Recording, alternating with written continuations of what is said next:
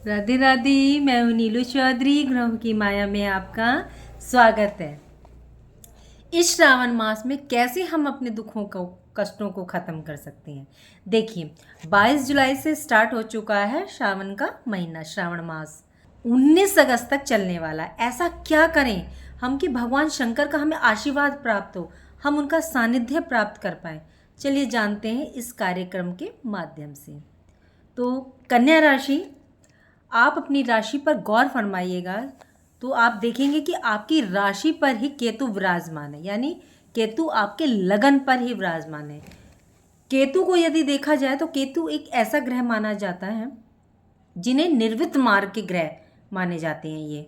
ये एक आध्यात्मिक ग्रह माना जाता है।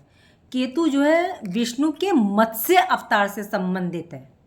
तो केतु भावना, भौतिकी शोधन, आध्यात्मिक प्रक्रिया का प्रतीक है। ये एक आध्यात्मिक ग्रह माना जाता है जिनका संबंध स्वयं महादेव से है। केतु का संबंध साधु सन्यासी से होता है। जितने भी शिव मंदिर और ज्योतिर्लिंग आपको मिलेंगे, वहाँ आप देखेंगे कि नागा साधु सन्यासी देखने को आपको ज़रूर मिलेंगे। केतु ने भगवान शिव की आराधना की।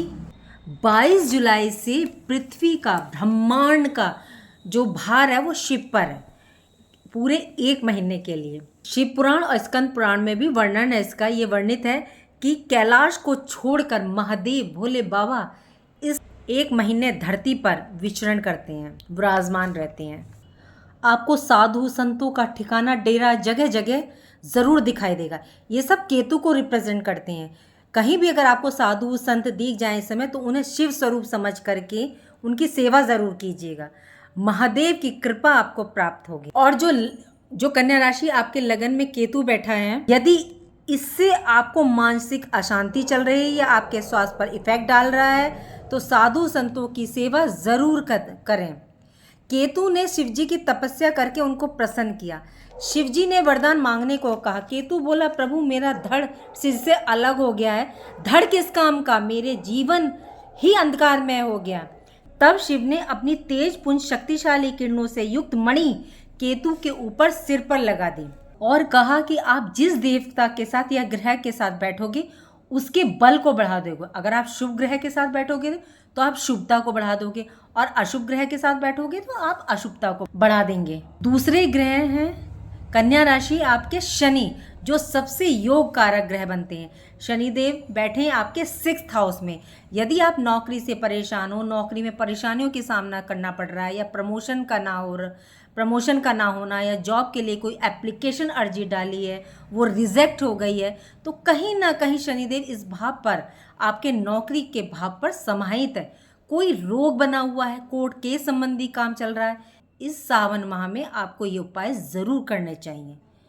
देखिए, बीमार हैं, जब हम बीमार होते हैं तो मेडिसिन लेते हैं ना, ऐसे ही हमें ग्रहों के लिए भी इनकी मेडिसिन लेनी पड़ेगी, यानी कि ग्रहों के उपाय आपको करने पड़ेंगे। तो शनिदेव का संबंध बनता है भगवान शिव से।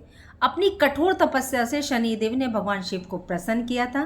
तब भगवान शंकर ने गुरु दक्षा दी। इन्होंने 10,000 वर्षों तक तपस्या की थी। तब भगवान शंकर ने यह स्वीकार किया, इन्हें गुरु दीक्षा दी और नव ग्रहों के न्याय सिंहासन पर विराजमान किया शनिदेव को। शनि के 2 से दुष्प्रभावों से बचने के लिए शनिदेव की सामग्री भगवान शिव की पूजा आराधना में प्रयोग करके हम लाभ तो ले ही सकते हैं। जैसे काले तिल होता है, शमी पत्र होता है। शमी पत्र से शनि का बहुत ज़्यादा गहरा संबंध है। 1 लोटे जल में सब मिश्रित करके मंत्र बोलते हुए भगवान शिव का अभिषेक करें।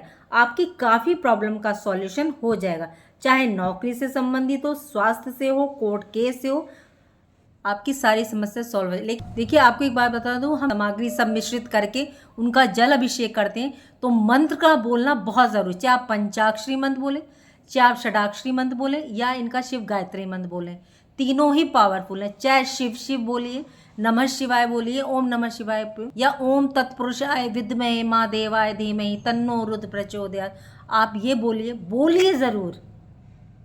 और भगवान शिव को बेलपत्र भी बहुत प्रिय हैं। शमी और बेलपत्र चढ़ाना बेहद ही शुभ माना जाता है।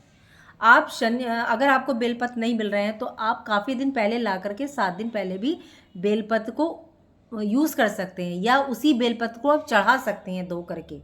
सोमवार को, प्रदोष को, मासिक शिवरात्रि पर चढ़ाएं, सावन माह के बाद चढ़ाएं, किसी भी दिन आप ये उपाय कर सकते हैं यदि आप समस्या आपको ये घेर रही है तो। और देखिए, अगर आप मेरी वीडियो आज देखें या सावन के बाद देखें, ये तब भी आपको काम करेगी।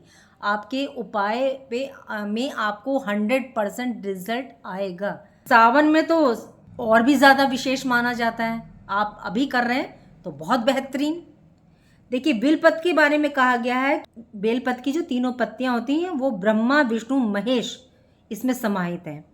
बेहद पसंद है शिव को बेलपत्र। इस समय जो आप अर्पण करेंगे शनिदेव से संबंधित चीज़ें, तो आप शनि दोष से मुक्त हो जाएंगे और आप भगवान शंकर का भी आशीर्वाद और सानिध्य प्राप्त कर सकते हैं। इसके बाद बात करते हैं राहु देव की कन्या राशि की। राहु देव आपके 7वें भाव में बैठे हैं। ये एक छाया ग्रह है, छलिया ग्रह है।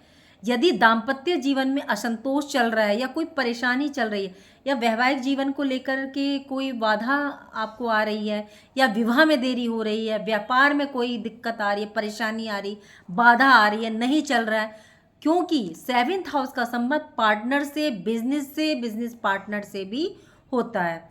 मित्र, दोस्त, रिश्तेदार से संबंध में कोई अनबन है, रिश्ता अनुकूल नहीं है, तो ये उपाय आप ज़रूर कीजिएगा कन्या राशि वालों। भगवान शंकर ने राहु को अपने मुंडों की माला में स्थान दिया है। उन्होंने अपने मुंडों की माला में उन्हें पिरो लिया और कहा, आज से तुम मेरे अंदर, मेरे हृदय में निवास करोगे। जब भगवान विष्णु ने इन राक्षस के 2 हिस्से कर दिए थे, एक राहु बना, एक केतु बना। इन्होंने फिर शिव की तपस्या करी, शिव इनसे प्रसन्न हुए और काफ़ी दिनों तक करनी पड़ी थी जल्दी। वैसे तो भगवान शंकर भोले हो तो असुरों पे भी जाते हैं हमारे भोले बाबा, लेकिन राहु पर इन्होंने कृपा करी और अपनी मुंडों की माला में पिरो लिया। अपने मतलब हृदय में निवास करोगे, ये कहा उनसे। जो व्यक्ति भगवान शंकर की आराधना करते हैं, जो भगवान शिव को पुष्पों की माला अर्पण करते हैं, जो भगवान शिव को अपने हाथों से बना करके पुष्पों की माला समर्पित करेगा, तो समझ लीजिए राहु दोष से मुक्ति मिलेगी। अब आप पूछेंगे कौन से पुष्प? मंदार का पुष्प, और शिव को बहुत ज़्यादा पसंद है आंकड़े का पुष्प, उसकी माला बना के भगवान भोलेनाथ पे आप अर्पित करें। राहु का दोष नहीं लगता इससे। भगवान शंकर का आशीर्वाद तो मिलेगा ही, साथ ही राहु के दुष्प्रभाव से भी हम बच सकते हैं। ये जो राहु है, ये अगर चंद्र के साथ मिल जाए तो चंद्र ग्रहण दोष बना देते हैं, गुरु के साथ मिल जाए तो गुरु चंडाल दोष बना जाते हैं, और अगर शनि के साथ मिल जाए तो ये समझ लिए तो ये शापित योग बनाते हैं। इन सब से बचाने के लिए भगवान शंकर ही हैं। चाहे राहु की दशा हो, शनि की दशा हो, महादशा हो, अंतरदशा हो, आप भगवान शिव के उपाय ज़रूर कीजिए, आपको राहत मिलेगी। अब बात करते हैं गुरु बृहस्पति।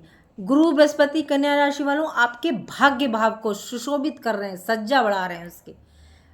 कन्या राशि के भाग्य भाव पर गुरु का होना भाग्य को मजबूत कर रहा है। इसके बाद भी यदि आपको कोई दिक्कत, परेशानी देखने को मिल रही है, कभी लग रहा हो कि अड़चन आ रही है थोड़ा सा भाग्य में, तो आपको क्या करना है? गुरु को भगवान शिव ने अपनी जटाओं में, अपने मस्तक पर स्थान दिया है, क्योंकि गुरु ज्ञान के कारक होते हैं।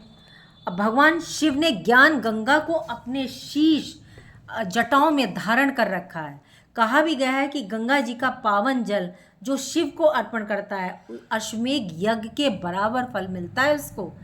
आपके भाग्य में गुरु बृहस्पति विराजमान है, और यदि आप गंगा जल अर्पण करेंगे, उससे शिव का जलाभिषेक करेंगे तो शिवलिंग का, तो आप इसके माध्यम से भगवान शंकर की कृपा को प्राप्त कर सकते हैं। भगवान शंकर की कृपा आपको मिल जाएगी। और वैसे भी कन्या राशि वालों, आप अगर शिव की पूजा करते हैं तो ये आपके लिए बहुत ही बेहतरीन है। करके देखिएगा, आपके जो है इष्ट देव जो हैं वो भगवान शंकर ही हैं, बहुत जल्दी सुनते हैं। चंदन से त्रिपुंड ज़रूर बनाएं शिवलिंग पर, इससे आपके गुरु की मजबूती होगी, 9th हाउस मजबूत होगा, भाग्य उन्नति में सदा सहायक रहेगा और शिव कृपा भी आपको प्राप्त होगी। उम्मीद है मैंने जो आपको समझाने का प्रयास किया है वो आप सबको अच्छा लगा होगा, और वीडियो आपको पसंद आई है तो वीडियो को लाइक कीजिए, कमेंट बॉक्स में हर हर महादेव लिखिए और मेरे चैनल ग्रहों की माया को सब्सक्राइब कीजिए। राधे राधे, जय माँ बाबा, हर हर महादेव।